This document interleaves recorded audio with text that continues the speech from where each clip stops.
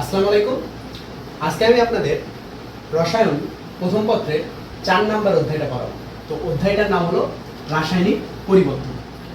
প্রথমে জানবো যে এই অধ্যায়ে কি কি বিষয় নিয়ে আলোচনা করা হয়েছে। তো এই অধ্যায়ে রয়েছে গ্রিন কেমিস্ট্রি, রাসায়নিক গতিবিদ্যা, রাসায়নিক সাম্যাবস্থা এবং এরপর রয়েছে অম্লক্ষারের সাম্যাবস্থা, বাফার দ্রবণ এবং তাপ রসায়ন। এই কয়েকটা বিষয় নিয়ে এই অধ্যায়টা গঠিত হয়েছে। তো এই অধ্যায়ে যে বিষয়গুলো রয়েছে এর মধ্যে আজকে শুধুমাত্র গ্রিন কেমিস্ট্রি নিয়ে আলোচনা করব। তো প্রথমে বুঝতে হবে গ্রিন কেমিস্ট্রি কি। গ্রিন কেমিস্ট্রি অর্থাৎ সবুজ রসায়ন। গ্রিন কেমিস্ট্রি মানে সবুজ রসায়ন। গ্রিন কেমিস্ট্রির সংজ্ঞা দিতে গেলে প্রথমে বইয়ে একটা বড় সংজ্ঞা রয়েছে, তো ওইটাকে শর্টকাট ফরম্যাট হলো এটা কি ম্যাক্সিমাম প্রোডাকশন, মিনিমাম পলিউশন। অর্থাৎ ধরো আমরা কলকারখানায় কোনো কিছু যখন উৎপন্ন করব, ধরো আমরা পি জিনিসটা উৎপন্ন করব এ জিনিস থেকে, তো পি জিনিসটা উৎপন্ন করতে গিয়ে আমরা কিছু পরিমাণ বজ্র পাইছি, সেই বজ্রটা ধরলাম কিউ পরিমাণ। ওকে, তো এটা অলওয়েজ উৎপন্ন হবে। এখন আমাদের গ্রিন কেমিস্ট্রি বলে এই বজ্রের পরিমাণ কতটা, যতটা সম্ভব ততটা কম করা। অর্থাৎ প্রথম চিত্রটা দেখি, প্রথম গ্রাফটা দেখি যে এই র মেটেরিয়ালস, এখানে আমরা কাঁচামাল নিলাম।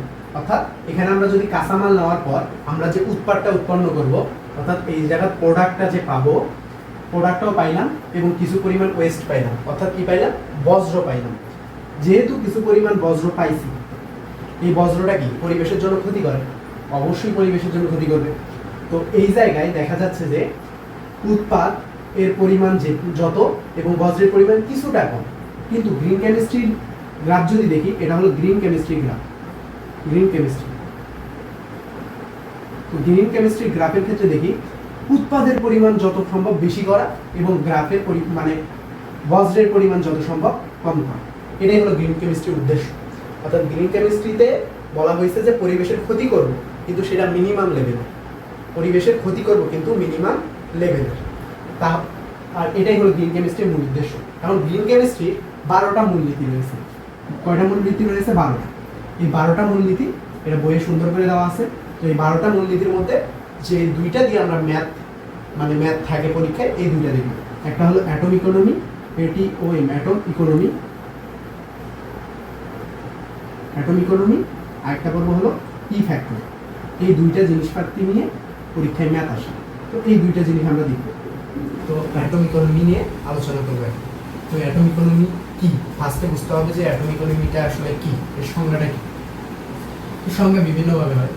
সংজ্ঞাটা হলো যে কোনো একটা বিক্রিয়ায়, সেটা যে কোনো বিক্রিয়া হইতে পারে, তো কোনো একটা বিক্রিয়ায় মোট উৎপাদের সাপেক্ষে, অর্থাৎ মোট উৎপাদের সাপেক্ষে যে পরিমাণ উৎপাদ আছে, এই মোট উৎপাদের সাপেক্ষে কাঙ্ক্ষিত উৎপাদের একটা শতকরা অনুপাত। তো অ্যাটম ইকোনমি হলো যে কোনো বিক্রিয়ায় মোট উৎপাদের সাপেক্ষে কাঙ্ক্ষিত উৎপাদের শতকরা অনুপাতকেই বলা হয় অ্যাটম ইকোনমি। অ্যাটম ইকোনমিকে AE দ্বারা প্রকাশ করা হয়। তো অ্যাটম ইকোনমি কি? এখানে ডেজায়ার্ড প্রোডাক্ট, অর্থাৎ আমাদের কি কাঙ্ক্ষিত উৎপাদ ভাগ মোট উৎপাদ, এই দুইটার অনুপাতের শতকরা পরিমাণটাই হলো অ্যাটম ইকোনমি। তো অ্যাটম ইকোনমি কেন ইউজ করা হয়? আমরা সবুজ রসায়নে কি দেখছি, গ্রিন কেমিস্ট্রিতে কি দেখছি? ধরো আমাদের পি উৎপাদ প্রয়োজন, পি, এই পি উৎপাদটা প্রয়োজন। তো পি উৎপাদটা আমরা কেমনে পাবো? ধরো এ থেকেও আমরা পি উৎপাদ পাচ্ছি, এ ড্যাশ থেকেও আমরা পি উৎপাদ পাচ্ছি, তাহলে এ থেকেও পি উৎপাদ পাচ্ছি, এ ড্যাশ থেকেও পি উৎপাদ পাচ্ছি, দুইটা থেকেই পি উৎপাদ পাওয়া যাচ্ছে। কিন্তু এ থেকে পি উৎপাদ পাইতে গিয়ে আমরা বজ্র পদার্থ পাইছি কিউ, ঠিক আছে, আর এ ড্যাশ থেকে পাইছি কিউ আর আর। তাহলে এ এবং এ ড্যাশের মধ্যে কোনটাতে বজ্র পদার্থের পরিমাণ বেশি? অবভিয়াসলি এ ড্যাশে। তো এ ড্যাশে তো অবশ্যই বেশি, দেখা যাচ্ছে যে কিউ আর আর, এখানে শুধু কিউ, এটা হলো ওয়েস্ট, এটা হলো ওয়েস্ট, ঠিক আছে, বজ্র পদার্থের পরিমাণটা বেশি। তো গ্রিন কেমিস্ট্রির সত্য যে পরিবেশের ক্ষতি কম করা, অর্থাৎ বজ্র পদার্থের পরিমাণ কমে আনা। তাহলে এই দুটার মধ্যে কোনটা বেশি অধিক গ্রিন? অবশ্যই যেখানে বজ্র পদার্থের পরিমাণটা কম হবে, তাহলে এখানে এ এবং এ ড্যাশের মধ্যে কোনটাতে বজ্র পদার্থের পরিমাণ সবচেয়ে কম? এ তে বজ্র পদার্থের পরিমাণ কম, তাহলে এটা অধিক গ্রিনার। তো এ আর মানে 1 এবং 2 নাম্বারের মধ্যে এটা অধিক বেশি গ্রিনার হয়ে থাকে। ওকে, ডান। এখন কোনটা অধিক বেশি গ্রিনার এটা কেমনে বুঝবো? এটাই বুঝবো আমরা এই দ্বারা, এই অর্থাৎ অ্যাটম ইকোনমি দ্বারা। অ্যাটম ইকোনমির পরিমাণ যার বেশি হবে, এই পরিমাণ যার বেশি হবে সেটা অধিক বেশি গ্রিনার হবে, গ্রিনার হবে, গ্রিন। তাহলে অ্যাটম ইকোনমির পরিমাণ যত বেশি হবে সেটা অধিক বেশি কি হবে? গ্রিনার হবে। তো এই জিনিসটা আরো ভালো করে বুঝতে পারবো এই ম্যাথটা করার মাধ্যমে। ঠিক আছে, তো এই ম্যাথটা করি। ম্যাথটা হলো বলছে দেখো যে টাইটেনিয়াম দুইটা ভিন্ন পদ্ধতিতে দ্বারা আকরিক থেকে নিষ্কাশন করা হয়। টাইটেনিয়ামের আকরিক, এখানে টাইটেনিয়াম অক্সাইড আছে, এটা দুইটা ভিন্ন পদ্ধতিতে আকরিক থেকে নিষ্কাশন করা হয়ে থাকে। তাহলে টাইটেনিয়াম কি দুইটা ভিন্ন পদ্ধতিতে আকরিক থেকে নিষ্কাশন করা হয়েছে। একটা আছে টাইটেনিয়াম অক্সাইড, এর সাথে ম্যাগনেসিয়াম যুক্ত করছে, করে টাইটেনিয়াম এবং ম্যাগনেসিয়াম অক্সাইড পাইছে। আরেকটা টাইটেনিয়াম অক্সাইডকে তাপ দিছে, ঠিক আছে, এই তাপ দিয়ে টাইটেনিয়াম এবং অক্সিজেন পাইছে। দুইভাবেই টাইটেনিয়ামকে আমরা নিষ্কাশন করছি। তো এখন কোনটা অধিক বেশি গ্রিন, মানে কোনটি অধিক গ্রিন, এটা হলো কোশ্চেন। অধিক গ্রিন তাহলে কিভাবে বুঝবো কোনটা অধিক বেশি গ্রিনার?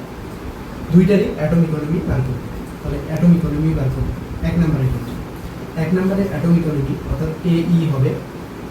দেখো আমরা কি জানি অ্যাটম ইকোনমি হলো যে কোনো একটা বিক্রিয়ার মোট উৎপাদের সাপেক্ষে কাঙ্ক্ষিত উৎপাদের শতকরা অনুপাতকেই বলা হয় অ্যাটম ইকোনমি। এখানে মোট উৎপাদ কি? আমাদের কাঙ্ক্ষিত উৎপাদটা কি আছে? টাইটেনিয়ামই তো কাঙ্ক্ষিত উৎপাদ। এর পারমাণবিক ভর দেওয়াই আছে 48 48। এরপর মোট উৎপাদ কি? টাইটেনিয়াম আছে এবং ম্যাগনেসিয়াম অক্সাইড আছে। 48 টাইটেনিয়ামের জন্য ম্যাগনেসিয়াম অক্সাইড, ম্যাগনেসিয়ামের 24, অক্সিজেনের 16 হয়, দুইটা যোগ করলে হয় 40। দুইটা ম্যাগনেসিয়াম অক্সাইড আছে, তার মানে 40 গুণন 2 80, 40 গুণন 2 80। তো এটা পার্সেন্টেজ হবে 100। তো এটার অ্যাটম ইকোনমি কত আসে? এটা ক্যালকুলেশন যখন করবো করে অ্যান্সার আসবে আমাদের 37.5%। ঠিক আছে, এটা 1 নম্বর। এখন 2 নম্বরের ক্ষেত্রে আমরা 2 নম্বরের জন্য সেম ভাবেই করবো। এখানেও টাইটেনিয়াম আছে, তার মানে এটার অ্যাটম ইকোনমি হবে যে মোট উৎপাদ মানে কাঙ্ক্ষিত উৎপাদ কত? টাইটেনিয়াম মানে 48। মোট উৎপাদ কত? টাইটেনিয়াম এবং অক্সিজেন আছে 40, তার মানে কত? 16 2 30 32 এবং পার্সেন্টেজ 100। এইটা এবং এটা যদি ক্যালকুলেশন করি তাহলে অ্যান্সার আসবে 60%। তাহলে 1 নাম্বার এবং 2 নাম্বারের মধ্যে কার অ্যাটম ইকোনমি বেশি হয়ে থাকে? অবশ্যই 2 নাম্বারের বেশি, 60% বেশি। আমরা জানি যার অ্যাটম ইকোনমি বেশি সেটা অধিক বেশি গ্রিনার। তাহলে কোনটা অধিক বেশি গ্রিনার হয়ে থাকে? 2 নাম্বার, অর্থাৎ 2 নাম্বারটা অধিক বেশি গ্রিনার হয়ে থাকে। তো এখন আমরা দেখব ই ফ্যাক্টর। তো ই ফ্যাক্টরটা কি? ই ফ্যাক্টর মানে ইনভায়রনমেন্টাল ফ্যাক্টর। ই ফ্যাক্টর মানে কি? Environmental factor. তো ই ফ্যাক্টরটা সম্পূর্ণ অ্যাটম ইকোনমির বিপরীত টার্ম। তো অ্যাটম ইকোনমি যত বেশি হয়, আমরা জানি অ্যাটম ইকোনমি যত বেশি হয় সেটা অধিক বেশি গ্রিনার হয়। এখন ই ফ্যাক্টরটা কি? অ্যাটম ইকোনমির বিপরীত। তার মানে ই ফ্যাক্টরটা যত কম হবে সেটি তত বেশি গ্রিনার হবে। তো আমরা ই ফ্যাক্টর মানে অ্যাটম ইকোনমির ক্ষেত্রে কি দেখছি যে কোনো একটা বিক্রিয়ায়, যে কোনো বিক্রিয়া হইতে পারে, তো কোনো একটা বিক্রিয়ায় কাঙ্ক্ষিত উৎপাদের সাপেক্ষে অর্থাৎ মোট উৎপাদের সাপেক্ষে কাঙ্ক্ষিত উৎপাদের যে শতকরা অনুপাত সেটাই তো অ্যাটম ইকোনমি। কিন্তু ই ফ্যাক্টরের ক্ষেত্রে আমরা জানি যে টোটাল ওয়েস্ট অর্থাৎ মোট বজ্র পদার্থ এবং মোট উৎপাদ এই দুইটার অনুপাতকেই বলা হয় ই ফ্যাক্টর। মোট বজ্র পদার্থ এবং মোট উৎপাদ এই দুইটার অনুপাতকে বলা হয় ই ফ্যাক্টর। ঠিক আছে, তো ই ফ্যাক্টর যত কম হবে তত বেশি গ্রিনার হবে। ঠিক আছে, এইটা নিয়ে একটা ম্যাথ আছে, ই ফ্যাক্টর রিলেটেড একটা ম্যাথ এখানে আছে। এটা সলভ করলে এই রিলেটেড যে কোশ্চেনগুলো আছে এগুলো সব ক্লিয়ার হবে। তো ম্যাথটাই বলছে এরকম একটা বিক্রিয়া দেওয়া আছে। ঠিক আছে, বিক্রিয়া, এই বিক্রিয়াটা পানি অর্থাৎ অ্যালকিনের সাথে পানি যুক্ত হয়েছে, অর্থাৎ অ্যালকাইল হ্যালাইডের সাথে পানি যুক্ত হয়েছে। হ্যাঁ, অ্যালকাইল হ্যালাইডের সাথে পানি যুক্ত হয়ে অ্যালকোহল উৎপন্ন করছে। ঠিক আছে, তো এখানে বলাও আছে যে এটা হলো আমাদের মেইন উৎপাদ। এটা কি বলা আছে যে এটা আমাদের মেইন উৎপাদ, আর এটা হলো বজ্র পদার্থ। এখন ই ফ্যাক্টরটা কি? তো ই ফ্যাক্টর হলো ই ফ্যাক্টর ইকুয়াল টু কত? ই ফ্যাক্টর হবে যে আমরা জানি মোট বজ্র পদার্থ। মোট বজ্র পদার্থ কোনটা? এই যে এটা HCl। HCl এর পারমাণবিক ভর কত? হাইড্রোজেনের 1, ক্লোরিনের হলো 35.5, তার মানে আলটিমেটলি হচ্ছে কত? 36.5। ওকে, এখন আমি কেজিতে নিলাম না কেন? উপরেও কেজি, নিচেতেও কেজি, কেজি কেজি কাটা, পেছনে কেজিতে না নিলেও হবে। তারপর টোটাল উৎপাদ। টোটাল উৎপাদ কি? এই যে এটা টোটাল উৎপাদ। এখানে কয়টা আছে? ক্লোরিন 1 2 3, তিনটা আছে। 3 12 করে, 3 12 36। অক্সিজেন একটা আছে। তারপর হাইড্রোজেন 2 2 4 5 6, 36 আর 6 42 আর 16, ঠিক আছে 36। তো এখানে কত আছে? 3। এখানে আছে যে 3টা কার্বন 36, হাইড্রোজেন আছে 2 4 5 6, 6টা আছে 6, এবং অক্সিজেন আছে একটা, মিলি একটা 16। তাহলে 6 6 12 3 6 18 8, তাহলে থাকে 1 3 4 1 5, তাহলে 58 58। তো এইটাই হবে ই ফ্যাক্টর। হ্যাঁ, এইটাই হবে ই ফ্যাক্টর। তো এটা এখন ক্যালকুলেশন করে নিলে 0.38 সামথিং এই টাইপের কিছু একটা আসবে, কিন্তু ই ফ্যাক্টর মূলত এটি। তো আরেকবার আমরা রিক্যাপ করি। তো এই জিনিসটা কি? ই ফ্যাক্টর হলো এনভায়রনমেন্টাল ফ্যাক্টর। এনভায়রনমেন্টাল ফ্যাক্টর এটা সম্পূর্ণ অ্যাটম ইকোনমির বিপরীত হয়ে থাকে।